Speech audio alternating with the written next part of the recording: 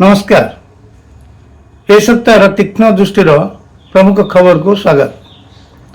ओडिशार विशिष्ट शिक्षाविद, भाषाविद तथा लोककथाकार डॉक्टर महेंद्र मिश्र 2026 वर्ष पाइले पद्मश्री पुरस्कार।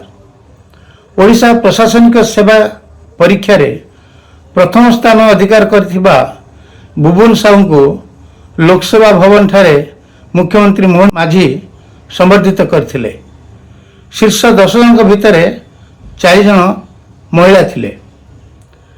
ओईआरसी रो बारंबार विद्युत काट और 10,000 रु अधिक ठिका कर्मचारी छटई जोगु ओईएससी अध्यक्ष पदरु इस्तीफा देइछंती वरिष्ठ अवसरप्राप्त आईएएस ऑफिसर प्रदीप जेना।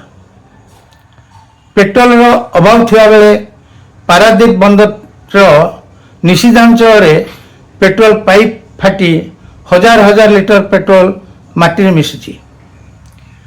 बुगुड़ा ब्लॉक सम्मुख में 100 भत्ता हिताधिकारी 2 मास भत्ता पाई नथिबारु ब्लॉक सम्मुख में प्रतिवाद करवा देखा मिली।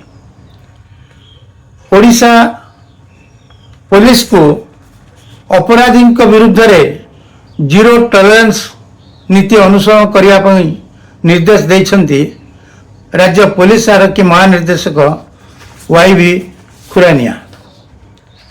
बेआईन आईपीएल बैटिंग कारबार विरुद्ध रे राज्यर विभिन्न जिलूर 18 जन को गिरफ्त करने सहित 40 लाख रु अधिक टंका मोबाइल और गाड़ी जबत करछि ओडिशा पुलिस।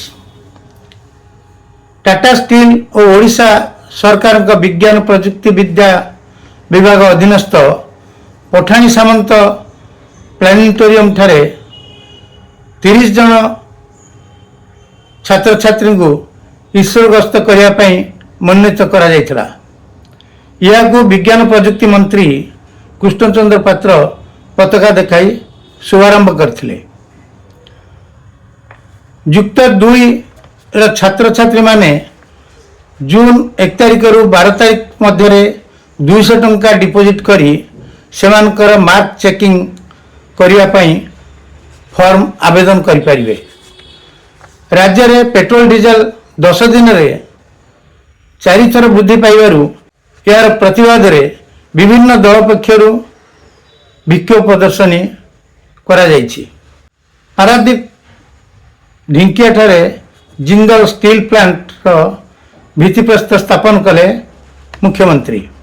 वीवीआईपी सुरक्षा को नहीं अलर्ट मोड रे सरकार लीक कले हेबा एक्शन जारी हैला कड़ा निर्देश।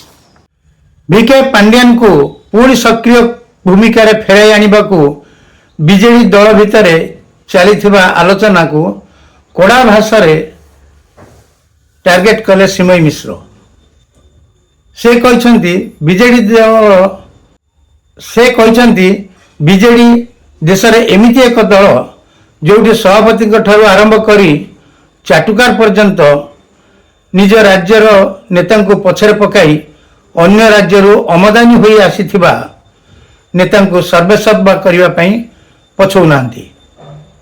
राज्यसभा सभ्य पदरु बीजेडी नेता देवाशीष सामंतराय इस्तीफा दे बीजेपी रे जोग देइछंती।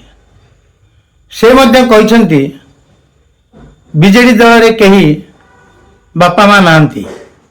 आजिर टिप्स खरा दिने कोल्ड ड्रिंक्स को बाय बाय करी पियंतु बेलपणा और दही शरबत। यह शरीर को ठंडा रखे, रक्त परिष्कार करे, हजम प्रक्रिया रे सहायता करे, हार्ट को सुस्थ रखिवा सहित चर्म को मध्य सुस्थ रखे। रहुछि नमस्कार। शेष रे सब्सक्राइब, शेयर, लाइक करने को भूलिबेनी।